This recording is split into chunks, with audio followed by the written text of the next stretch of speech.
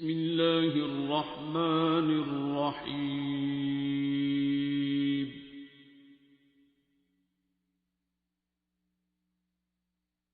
अर्रहमान। ये जिस तरह काम आगे बढ़ता है वैसे सारा दिन मुझे फ़ोन आते हैं, ज़्यादातर अमेरिका, कनाडा, यूके वाले और ऑस्ट्रेलिया से कुछ लोग फ़ोन करते हैं, बड़ी दुआएं देते हैं, बड़ी कदर करते हैं, कहते हैं कि हमें यहाँ पे बैठे बैठे हमें अल्लाह ने शिफा दे दी या हमें ज़िंदगी के कोई कॉन्सेप्ट्स क्लियर हो गए हमारे।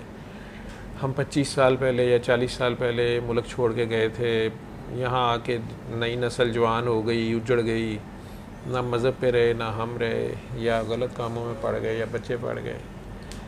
अभी कोई वीडियो देखी, कोई मसला देखा, उसमें इतनी तब्दीली आई है, हमारे में आई है, सोच में आई है, बच्चों में आई है, वो भी तारीफ़ें करते हैं। तो जहाँ ये बात इतनी दूर तक गई है, जो जो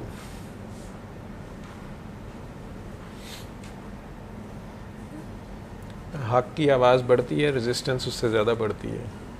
ये अल्लाह का निज़ाम है। और मुख्तलिफ़ तरीक़ों से मुख्तलिफ़ लोग, जैसे रहमान के बंदे हैं तो शैतान के बंदे भी होते हैं, तो शैतानी ग्रोह भी अपना काम करता है और अपने तरीके से वो भी फैलाता है, उसको कह लें रेजिस्टेंस देता है। लेकिन यही रेजिस्टेंस जो है यही आपको आगे लेके जाती है, जितनी ज़्यादा रेजिस्टेंस हो। अभी तो मंगल याद होता है तो इधर जगह का पता है ना, बड़ी ना ये खींच सी पड़ती है, मतलब कि ना जैसे ही होता है कि असल में आप इश्क मजाजी या हकीकी जिधर से भी गए, आप जहाँ पे पहुँचे हुए थे, जब मेरे पास मिले थे, जो आपकी हालत थी, तो वो इश्क और जुनून के दरमियान की स्टेज होती है। इश्क से भी आगे होता है जुनून, और वो जुनूनियत तारी हो रही होती है, फिर घर वालों के लिए भी मुश्किल होता है और बाहर वालों के लिए भी मुश्किल होता है संभालना। उस वक़्त जिस तरह बंदा सड़कों पे मारा मारा फिर रहा होता है, या घर चैन होता है ना बाहर चैन होता है, जिस मकसद के पीछे खज्जल हो रहे होते हैं, या किसी इंसान के पीछे, या वो भी नहीं लिफ्ट करा रहा होता, या वो भी हाथ में नहीं होता, तो ना आगे कुछ नज़र आ रहा होता है, ना पीछे जाने को कुछ होता है। कहते हैं ना जाए मानदन ना पाए रफ्तन, कुछ इस तरह करके है।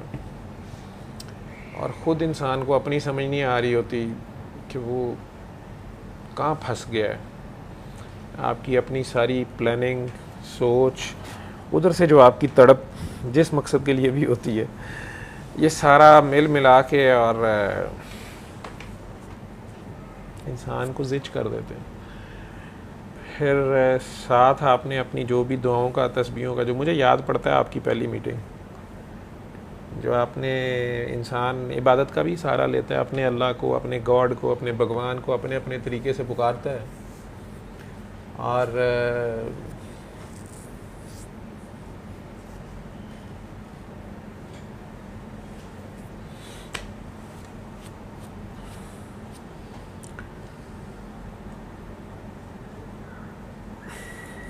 वो भी जवाब नहीं आ रहा होता, समझ नहीं आ रही होती। उस दौरान मुख्तलिफ़ किस्म की अपनी तरीके से भी इंसान जो भी इबादत करने की कोशिश करता है, या चिल्ले, वजीफ़े, तस्बीहां, जो भी उसके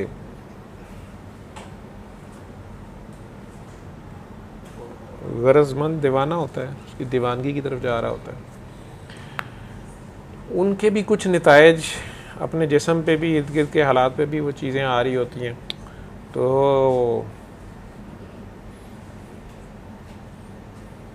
इधर ही बैठ, जब वो भी नहीं हो रहा होता तो फिर इसी हालत में जो विजन्स होने शुरू होते हैं, हेलुसिनेशंस, या जो भी उसे फील होता है,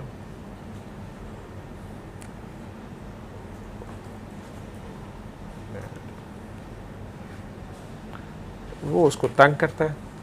और फिर अपनी समझ और अकल से बंदा फारिग हो जाता है कि ये चीज़ क्या है, ये मुझे नज़र क्या आ रहा है, मुझे हो क्या रहा है, ये मैंने किससे बदतमीज़ी कर दी है, ये तो दर्जे में मेरे साथ यहाँ है और मैं ये चाहता भी नहीं था, और ये मैंने किस शख्स के आगे खामोशी इख्तियार की है जिसको मैं 2 थप्पड़ मारता, मैं इस बात को मैं क्या बर्दाश्त कर गया और कहाँ पे मैं आदम बर्दाश्त कर गया हूँ, समझ नहीं आती इंसान को। देखने वाले कहते हैं ना खाने का होश है, ना पीने का होश है, ना पहनने का होश है। तकरीबन वो स्टेज थी जब तुम मुझे मिले थे, अगर मुझे सही याद है। हाँ, और ना नींद आती है, ऐसे ही था। मुझे ये याद है कि आप वो उस वक़्त यही बार बार कह रहे थे कि एक तो वो आप बैठे हुए थे, आके आपने हवाला दिया था वो कर्नल साहब का, उनकी रेफरेंस से आप आए थे, और आप बैठे हुए थे अक़दस साहब के रेफरेंस में ख्याल आप आए थे। वो मज़हर असल में अक़दस साहब का था और मज़हब के कोई रिलेटिव यहाँ दाखिल थे, मज़हब तो कभी आया नहीं फिर। तो मैं खामोशी से आपको बिठा लिया था। मैं ख्याल उस दिन भी शहबाज शाह साहब शायद आए हुए थे और उन्होंने अपना कोई गाना लगा लिया था, ये आप शायद, मेरा ख्याल उन्होंने कोई गाना लगा लिया था, आप बैठे हुए थे चुप, और उन्होंने वो बंद ख़त्म होने के बाद का इसको दोबारा लगाएं, तो हम एकदम चीख उठे थे वहाँ से पीछे से, ख़बरदार को नहीं लगाएगा, नहीं लगेगा दोबारा बंद कर दो। तो शाही ने कहा अच्छा अच्छा ठीक है चुप। तो बाद में शायद उठ के चले गए थे, मैं आपसे बात करना शुरू हो गया था। आप मेरे साथ भी कुछ इसी तरह बोले थे कि ये क्या है सारा तमाशा, ये क्या है। तो मैंने आपसे पूछा था कि आपका क्या मकसद है, क्या बात है। तो आपने कहा था कि मैं तंग हूँ अपने आप से, जो मुझे याद है, मेरे ख्याल 6-7 साल पुरानी बात है, इतने साल ही हो गए। हाँ, तो आपने कहा था कि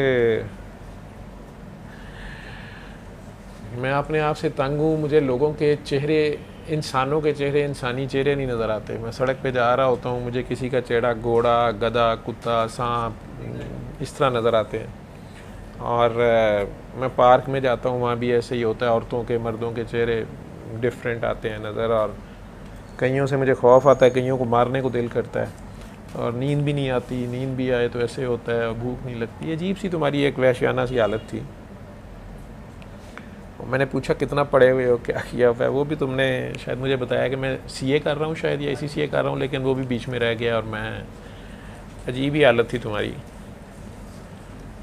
तुम्हें कूल डाउन करने के लिए भी मैंने हंस के पूछा था कि अच्छा मेरा चेहरा कैसा नज़र आ रहा है, याद है? याद था कि मैं याद करा रहा हूँ? 5-6 साल पुरानी बात है, शाह साहब भी शायद थे। तो आपने आगे से हंस के कहा था कि आप ही की समझ नहीं आ रही है आपके चेहरे के ऊपर, मुझे वाइट पता नहीं आगे की रोशनी सी है कि पर्दा से है, तो मुझे आपका चेहरा नहीं नज़र आ रहा। ऐसी कोई बात थी ना कि आपका मुझे नहीं पता चल रहा। मैं कहा यार मेरा तो पता कर दे मैं की हूँ, तो मैंने नहीं पता लगे। तो तुमने कहा नहीं जी आपका मुझे समझ नहीं आ रही है, आपके चेहरे पता नहीं क्या नहीं नज़र आ रहा। मैंने प्यार ही किया था तुम्हें, कहा था जाओ घर जाओ, कोई नहीं, खैर है, अल्लाह खैर करेगा। लेकिन एक बात कही थी कि जो अपने चिल्ले वजीफे हैं ये छोड़ दे, जो कुछ तू पढ़ रहा है। तुमने कहा अब तो वो पढ़ा ही नहीं जाता, मेरी तबीयत ख़राब होती है। मैं कहता इसीलिए मैं समझा रहा हूँ, ऐसे ही है। फिर अल्लाह ने करम किया, मेरा ख्याल है कोई 4-6 माह कुछ तुम कूल डाउन हुए, फिर तुम वापस आए, फिर एक खातून तुम्हारे साथ आ गई थी, याद आ गई है? वो भी तुमने कहा जी ये मेरा तो किसी में इंटरेस्ट नहीं है, इनका मेरे में इंटरेस्ट है। वो मेरे साथ काफ़ी बहस की थी उन्होंने, उन्हें भी दुआ करा दी थी, जो भी उनके सवाल जवाब, वे चले गए। फिर अचानक तेरे इम्तिहान पास हो गए, फिर तू नौकरी भी मिल गई, उसके बाद कोई शादी भी शायद हो गई, शादी भी हो गई, बेबी भी हो गया। अच्छा अब किधर तू इतने सालों बाद? अब क्या खिंच पड़ती है, आगे दुआ कराया करके। पता नहीं वो एक्चुअली स्पेशली ना मंगल वाले दिन, तो वो कोई वैसे ही अचानक याद आता है कि हाँ यार वहाँ पे जाना है, कि मतलब एक रिमेंबर आ जाता है कि मतलब उस जगह पे जाके, जैसे एक होता है कि टेंडर्स लगानी है आपने जाके, तो वो करके तो मतलब आप जाएँ। तो फिर क्या होता है कि लेम एक्सक्यूज़ अपने ही जनरेट कर लेता हूँ कई दफ़ा, तो कह देता हूँ कि यार बाबा जी का तो समझाना यही है कि लोगों के काम आओ, तो उनकी मदद करो। मसाक तौर पे किसी के बेबी हुआ, चलो जी उसको विश करने चले जाओ या मतलब चले जाओ, या फिर ये है कि घर जा रहे हैं तो पीछे मतलब फैमिली है तो उसी चक्कर में चलो जी बाबा जी ने कहा जी लोगों को सहूलत हो, तो ये है कि उधर चलते हैं। तो ये ना इस तरह के अपने लिए कि बहाने कोई ना कोई क्रिएट कर लेना, अपने आप को तसल्ली देनी कि हाँ ये ठीक है, मतलब प्रैक्टिकली मैं प्रैक्टिकली जा रहा हूँ। एक्चुअली वो प्रैक्टिकली नहीं था, वो अपनी ही एक जो है ना जो अपने अंदर जो इंसान की ख्वाहिश हवस और जो पैदा रहती है और ख़त्म होती फिर हो जाती, वो जो चीज़ थी ना वो उस वजह से ना मतलब जाना, तो फिर वो अजीब सी एक ना रहनी तौर पे कि मतलब क्या वो डिस्टर्बेंस थी, रह नहीं बदल। तो फिर भी अचानक कभी इस तरह से मतलब हाज़िरी लगाने आ जाता, तो अच्छा जब हाज़िरी लगा के जाते ना तो फिर वो डिफरेंट रहता था पूरा हफ्ता या अगले दिन ना। तो मैं कहता यार ये पता नहीं क्या चीज़ है, मतलब कि लेट से जिस तरह अगर नहीं आया तो मतलब है किसी से लड़ाई हो रही है, किसी को बात हमें नहीं आ रही, किसी से गुस्से हो रहे हैं, या कोई काम ख़राब हो गई है, कोई ऐसी वजह बन गई वो कोई ना कोई रीज़न बच गया ना, तो वो इस तरह से होना। लेकिन जब वैसे फाकन गए हैं मिल के बैठ यहाँ से पॉकेट में लगा के गए हैं तो और वहाँ पे फिर सब कुछ ठीक रहना, तो फिर खुद ही क्रिएट कर लेना। मैंने समझना कि अच्छा इसका मतलब बस ये है कि जो भी है हाज़िरी रूल लगानी पड़नी है, ये है कि लगा के तो जाना पड़ेगा। ये नहीं हो सकता कि अब मतलब आप जान अगर जैसे जान छुट्टी नहीं है, मतलब आप ये कहें कि बेसिकली आप आज़ाद हैं, अब आप आगे जाएँ लोगों को दुआ कराएंगे, वो ऐसा नहीं है। मतलब आपको ज़रूर आके सलाम करना पड़ेगा, हाज़िरी देनी पड़ेगी, आगे आप जो चाहें ज़िंदगी में करें, जैसे भी है सब कुछ नॉर्मल रहेगा। लेकिन शर्त यही है कि आगे ना आपको बस ये है कि सलाम करना पड़ेगा। तो ये चीज़ मैंने अंडरस्टैंड बेसिकली की कि इसके बगैर गुजारा नहीं। आज भी इसी तरह ही जैसे अभी मतलब आना हुआ तो वो यही मतलब वहाँ पे सोच रहा था कि यार मतलब कि जाऊँ ना जाऊँ, फिर मतलब टाइम अक्सर मिल जाता है, एक बार नहीं जब अच्छा जब नहीं मिलता ना उस वक्त सब कुछ ठीक रहता है, मतलब क्योंकि वो नेचुरल होता है ना। जब खुद क्रिएट कर रहे होते हैं तो वो फिर अंदर से जो इंसान की अपनी इंटरनल जो एक रूह होती है और इंसान की अपनी ख्वाहिशात होती हैं, वो फिर आपस में एक अजीब सी कश्मकश सी रहती है।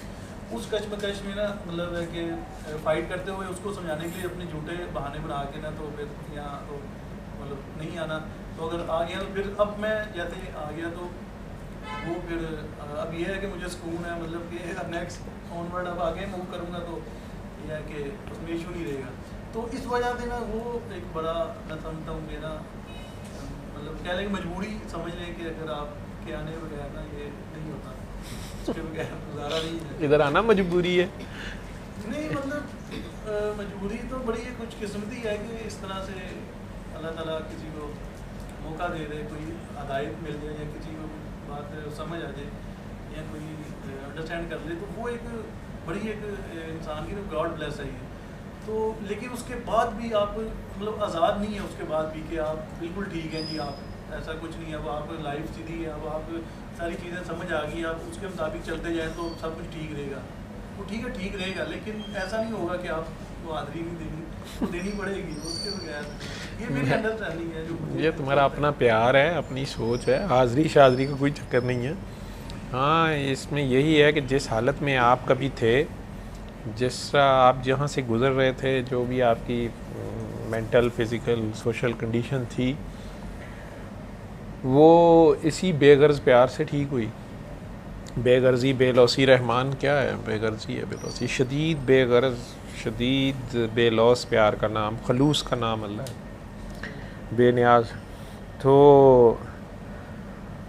उसने अपने बंदों के ज़रिए, हम में से किसी के ज़रिए तुम्हारे तक मैसेज दे दिया। हौसला ही था ना एक दूसरे को, आपको थोड़ा सा हौसला कि अच्छा यार ये वक्त भी गुज़र जाएगा। और कुछ अरसे के बाद अल्लाह ने हालात ठीक कर दिए। ठीक है, तुमने अपने दिल से सबके लिए गुस्सा निकाल दिया, जो चला गया, जो मिल गया उस पर सब्र शुक्र किया, अल्लाह ने उससे भी बेहतर कर दिया हालात। हम कई बार ज़िंदगी में इस बात पे अड़ जाते हैं ना कि नहीं मेरी मर्ज़ी हो, ऐसे ही हो, और अल्लाह कह रहा होता है ऐसे नहीं ऐसे हो, तो मर्ज़ी तो अल्लाह की मानी जाती है। सही बात है। यही तो वो कह रहे हैं ना कि एक तेरी चाहत है, एक मेरी चाहत है, और होगा वही जो मेरी चाहत है। तो बस अगर तूने मान लिया उसको जो मेरी चाहत है, तो मैं वो भी दूंगा जो तेरी चाहत है। लेकिन अगर तू ना माना उसे जो मेरी चाहत है, तो मैं थका दूंगा तुझे उसमें जो तेरी चाहत है, और हेगा फिर भी मेरी जो मेरी चाहत है। यही है ना उसका, तो मानना ही पड़ता है।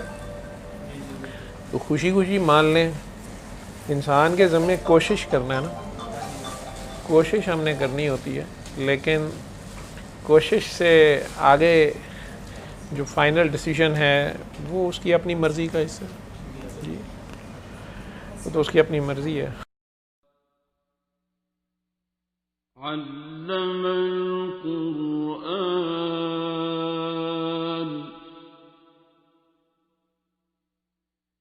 خلق الإنسان